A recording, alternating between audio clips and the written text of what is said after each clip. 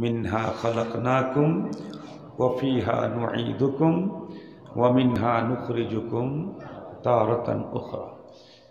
কিন্তু খুব গভীরভাবে লক্ষ্য করলে একটা জিনিস বুঝবেন, দিন যত পড়তেছে মানুষ দোয়া পড়তেছে বটে, কিন্তু দোয়া পড়া, মুখ দিয়া বলা আর আমাদের চলা এই দুইটা দুই রকমের। আমার বয়স মাত্র 50 বছর। আমার চাইতে বেশি বয়সের মুরব্বী আমার ডান দিকে আছে।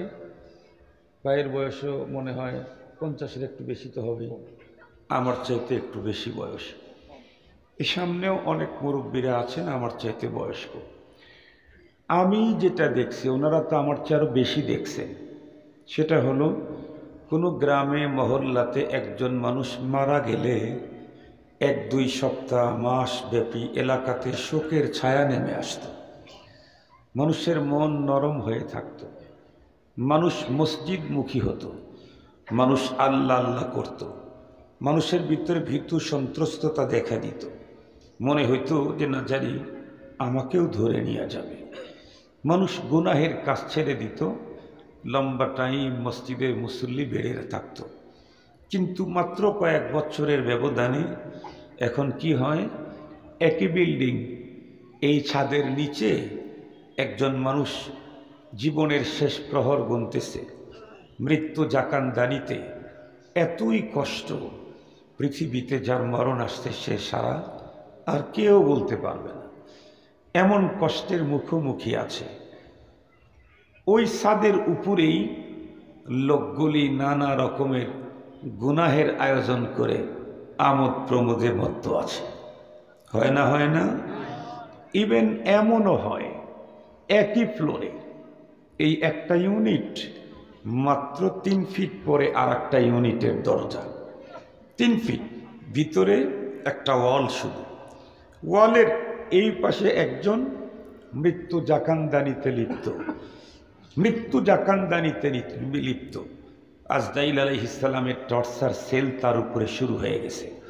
অথচ মাত্র 5 ইঞ্চি গাঁথনির এপারেই মানুষ এমনভাবে আমোদ প্রমোদ আনন্দ ফ্যাশন করতেছে, মনে হয় যেন তাদেরকে জীবনে কোনোদিন মরণ ধরতেই পারবে না।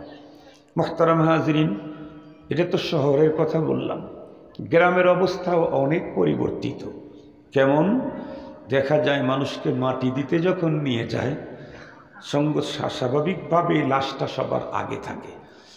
মানুষকে যখন বিয়ে করায় তখন তার পালকির আগে লোক থাকে, আর মানুষের মরণের পালকি, জানাজার পালকি যখন নেয় তখন ওর পিছনে লোক থাকে। এটাই নিয়ম।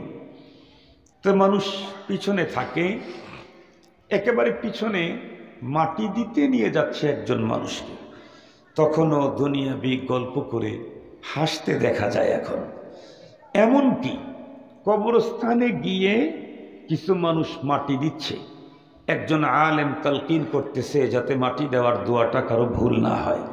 মিনহা খালাকনাকুম ওয়া ফিহা নুঈদুকুম ওয়া মিনহা নুখরিজুকুম তারাতান উখরা। এটা বলে বলে তালকিন করাচ্ছে, এবং প্রতিটি মানুষ হাতে মাটি নিয়ে কোরআনের এই আয়াতের স্লোগানই দিচ্ছে, মাটি দিচ্ছে। তখনও মাটি দেওয়ার অপেক্ষায় বসে থাকা লোকগুলি তখনও দুনিয়ার চিন্তা, দুনিয়ার ফিকির, দুনিয়ার ধান্দা।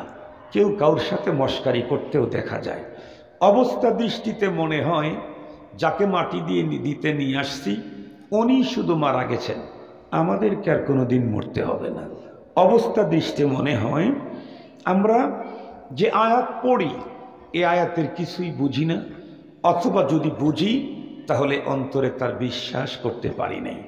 নাইলে এই আয়াতে কারিমা পুরা কোরআন, এই একটা আয়াতে কারিমা, ছোট্ট আয়াত, মিনহা খালাকনাকুম ওয়া ফিহা নুঈদুকুম ওয়া মিনহা নুখরিজুকুম তারাতান উখরা, এই একটা আয়াতের তর্জমা, তার ব্যাখ্যা, তার মফহুম, তার মতলব একজন মানুষ যদি তার মাথার মধ্যে রাখে, তাহলে এই লোক দুনিয়াতে হাজার অপরাধ থেকে নিজেকে মুক্ত করার রাস্তা পেয়ে যাবে।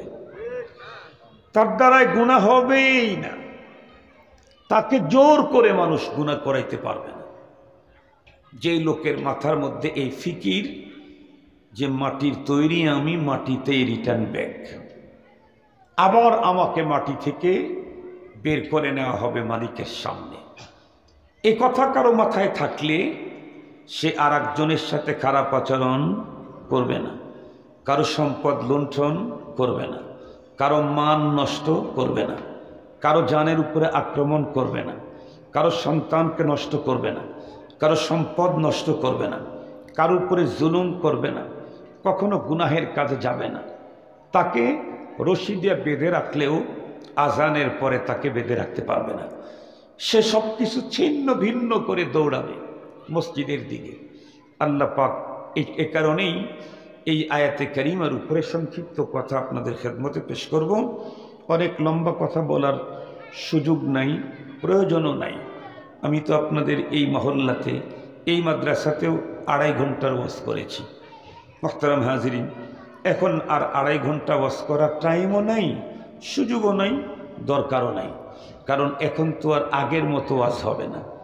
আগে তো চিন্তা ছিল যে সুন্দর কণ্ঠ দিতে হবে, এত সুন্দর ওয়াজ করতে হবে যাতে আগামী বছরের আর একটা দাওয়াত পাই, এই জাতীয় অনেক চিন্তা ভাবনা অন্তরে ছিল।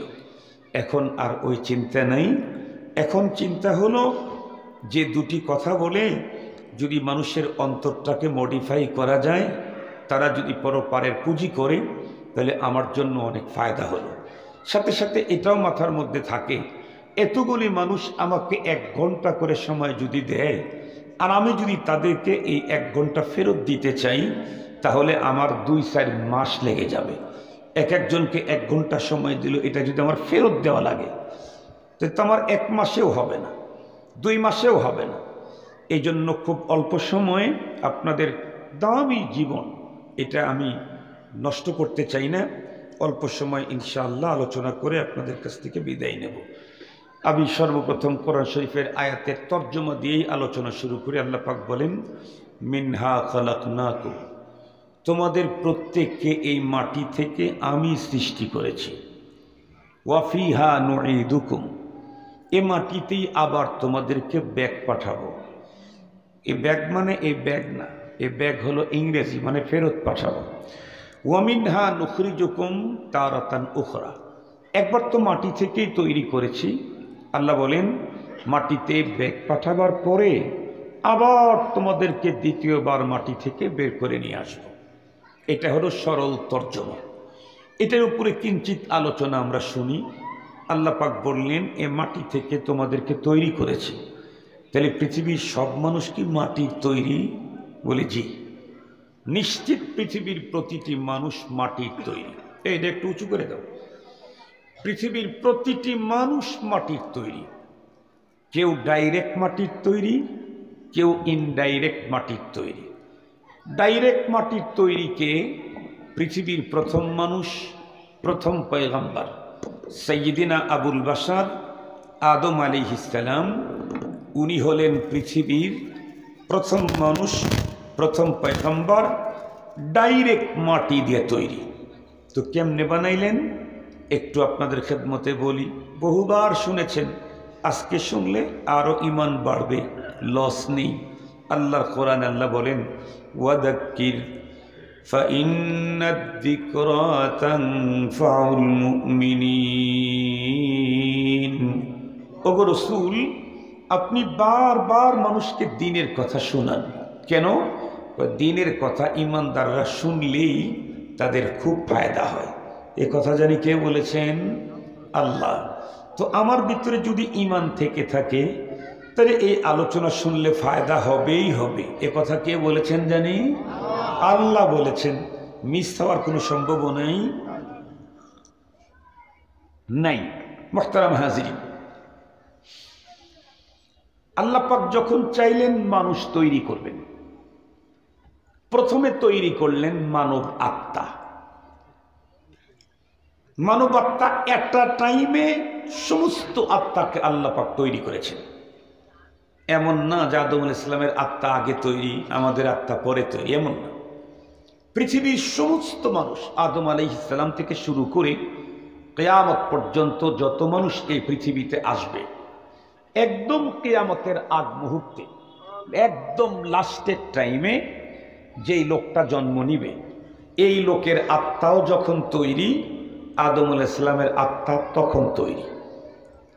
সমস্ত আত্মা তৈরি করে আল্লাহ পাক আত্মাকে হেফাজতে রাখার জন্য একটা জগৎ তৈরি করছেন স্পেশাল।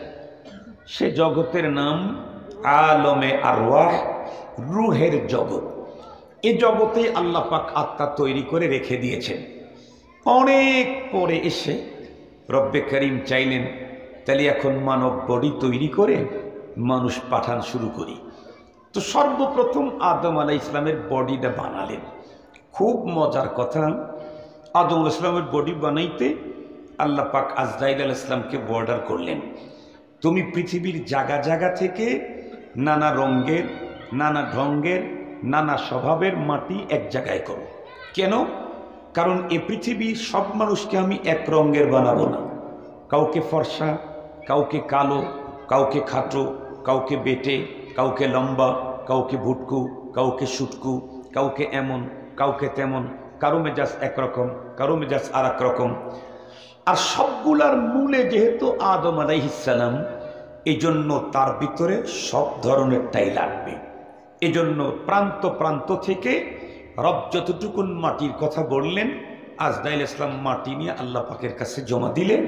রব্বুল আলামিন নিজ হাত দিয়ে ওই মাটিটাকে ডাইলিউশন করে একটা মানব বডি তৈরি করলেন। প্রথমে বডিটা কত বড়? 60 জিরা, 60 গজ, 120 হাত লম্বা। তার মানে আমাদের আজকের যে স্প্যান্ডেল আছে এর ডাবল তো মনে হয় হবেই, কাছাকাছি। এটা 100 হাত না, এটা 100 হাত হয়নি, এর চাইতে আরো বড়। এত চমৎকার সুন্দর করে বানালেন, আল্লাহ নিজে হাতে তৈরি করছেন। আল্লাহ যেমন সুন্দর, তার সৃষ্টিও বড় সুন্দর। উনি সুন্দরকেই চয়েস করেন। এজন্য নামাজ সুন্দরটা চয়েস করেন, রোজা সুন্দরটা চয়েস করেন, কোরআন তেলাওয়াত সুন্দরটা চয়েস করেন, জিকির সুন্দরটা চয়েস করেন, দাড়ি সুন্দরটা, সুন্দর মানে বড় দাড়ি আর কি, এটা আল্লাহ পাক চয়েস করেন। সবকিছু সুন্দর ওনার কাছে চয়েস। আল্লাহ পাক আব্বাজান আদম আলাইহিস সালামের বডি তৈরি করে ফালায় রাখলেন, লম্বা দিন ফালায় রাখলেন। শুকাইতে শুকাইতে শুকাইতে শুকাইতে একেবারে টন টন, এভাবে টোক্কা দিলে টন টন করে ওঠে। আমরা আগে মাটির পাতিল কিনতে গিয়ে টোক্কা দেই নাই, ভুলে গেছেন বুঝি?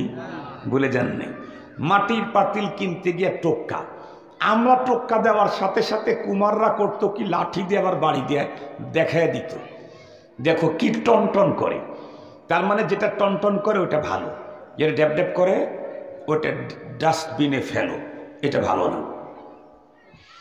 এরপরে রব্বুল আলামিন এখন চাইলেন যে আমি এখন শুরু করি। তো ওই রুহের জগৎ থেকে একটা রুহ নিয়ে আব্বাজানের বডির ভিতরে দিলেন। এখন আব্বাজান কমপ্লিট মানুষ হয়ে গেলেন। মানুষটার বডি জানি কত বড়? 120 হাত উঁচা, এত বড় একটা মানুষ। আল্লাহ পাক তখন ফিরিস্তাদেরকে বললেন, এই ফিরিস্তা, সবাই মিলে তোমরা এই আমার নতুন এই তৈরি এই মখলুকটাকে সিজদা করো। কোরআনে পাকে আল্লাহ তাআলা বলেন, ফাসাজাদাল মালাইকাতু কুল্লুহুম, সমস্ত ফেরেশতারা সিজদা করলো। তবে করলো না যেন কয়জন? একজন, ইল্লা ইবলিস। কেন করলো না? আবা ওয়াস্তাকবারা ওয়া কানা মিনাল কাফিরিন, অস্বীকার করলো সিজদা দিতে, অহংকার করলো। বরং আল্লাহ পাকের সামনে সে যুক্তি উপস্থাপন করলো। সে কি বলে? আসজুদু লিমা খালাকতা তিনা, আয় রব, যাকে তুমি মাটি দিয়ে তৈরি করছো আমি তাকে সিজদা করতে পারি না। কেন? আনা খায়রুম মিন, আমি তার চাইতে উত্তম। খালাকতানি মিন নারিন ওয়া খালাকতাহু মিন তিন, আমাকে তৈরি করেছো তুমি আগুন দিয়ে, তারে তৈরি করেছো মাটি দিয়ে। মাটির তুলনায় আগুন অনেক দামি। এই জন্য আমি তাকে সেজদা করতে পারি না। আল্লাহ পাকের কোরআনে জায়গা জায়গায় আল্লাহ তাআলা বলেছেন, এই পৃথিবীতে দেখবেন বহু বড় বড় জ্ঞানী আছে যাদের জ্ঞানের চোটে মাথায় চুলই থাকে না। এরকম অনেক বড় বড় জ্ঞানী আছে, জ্ঞান আর জ্ঞান, এই একজনের জ্ঞান দিয়ে সারা দুনিয়া চালায়, এত জ্ঞান। কিন্তু কোরআন হাদিস যে নীতি দিয়েছে, যে রীতি দিয়েছে, যে তথ্য দিয়েছে, যে আইন দিয়েছে, সেই আইনের সামনে গিয়ে সে যুক্তি তর্কে লিপ্ত হয়। আছে না নাই? আইন দিয়েছেন রব, ও সেখানে যুক্তি দেখায়।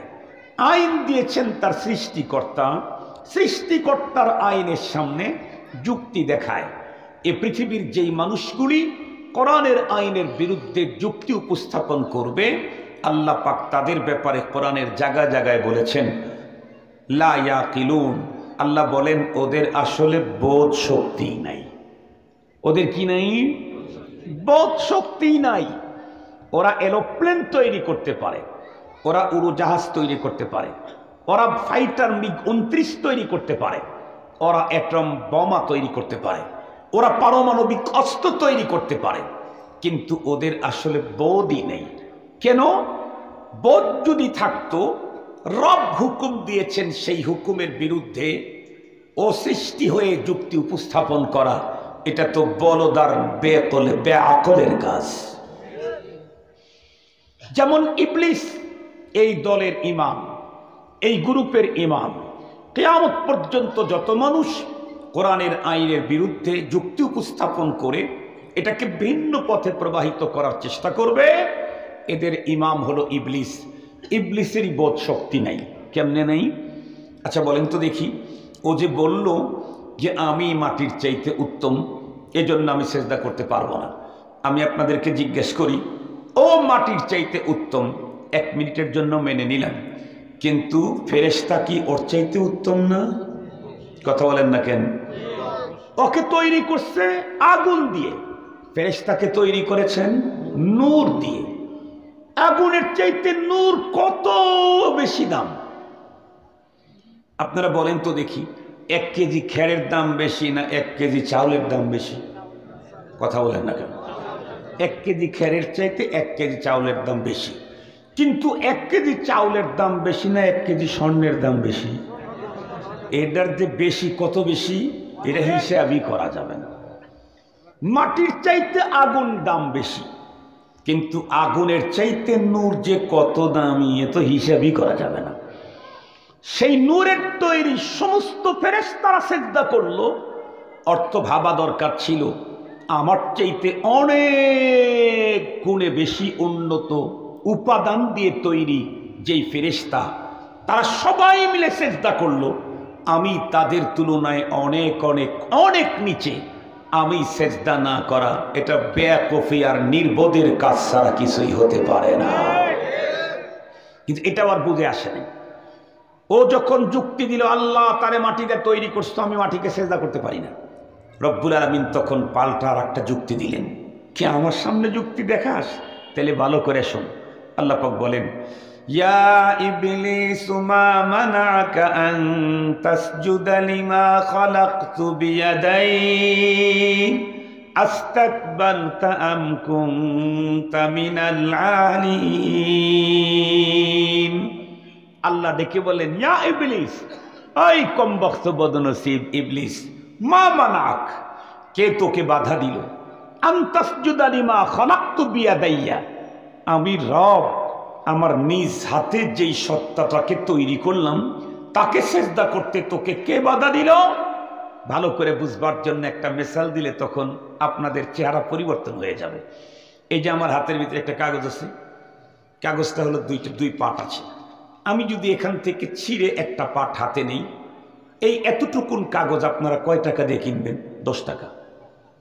কথা বলেন না, একটু কথা বলতে হয়, তাহলে আমার কথা বলা সুবিধা হবে। 10 টাকা দিয়ে কিনবেন? 1 টাকা? 8 আনা? 4 আনা?